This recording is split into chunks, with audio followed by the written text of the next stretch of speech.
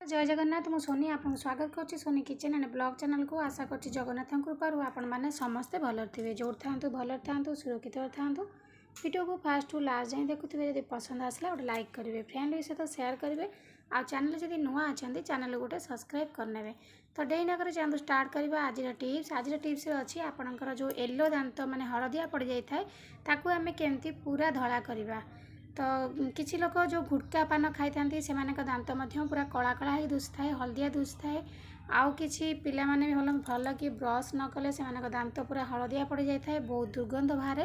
तो देखो घरे उपाय आम दांत को केमती सफा रखा ता सहित बिल्कुल भी आपंकर दांत गंध हेनी।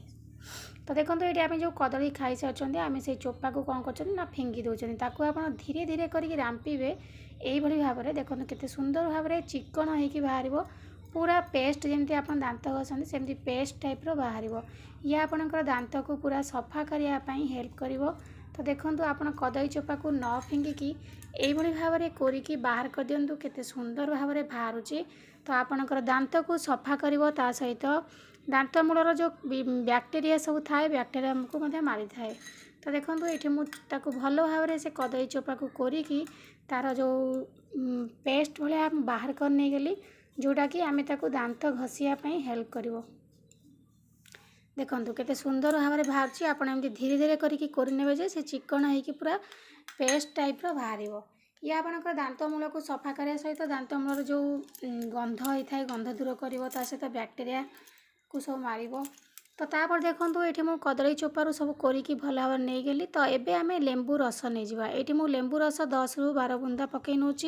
लेंबू रस आपणकर पाटी दुर्गंध हवा दूर कर पाटी जो स्मेल हुए बिल्कुल आ स्मेल हेनी कथा कहले जो गंध होता है ता सहित आपणकर जो मैला जमी रही दांत मूल दांत हलदिया देखा जाता है। तो सबु प्रकार ये को सफा कर पूरा क्लीन करदेव ये लेंबू रस। तो देखो ये मुझे लेंबू को भल भाव चिपुड़ी तार रस नहीं गली।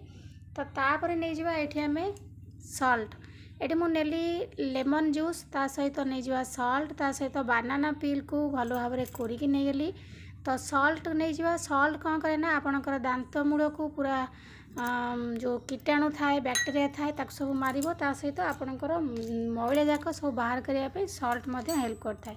तो तापर नेक्स्ट जिनस नहीं जावा ये कोलगेट पेस्ट अलग पेस्ट नेबेनी कोलगेट पेस्ट नहीं जाए कोलगेट पेस्ट ही आपन को दांत मूल को माने सफा करने हेल्प करता है सहित आपणकर जो पोक खाई जाता दांत पोक आउ खाइबनी।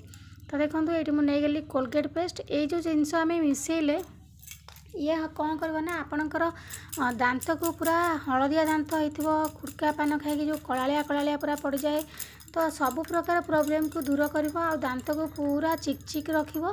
ता सहित आपणकर जो दांत मूल पोक खाई खंडिया खंडिया गाढ़ कर दियंती पूरा गोटे पोक दांत पोक खाइले तापर आउ गोटे दांत पोक खाई थाए एमती भबु दांत पोक आस्ते आस्ते खाई जाती।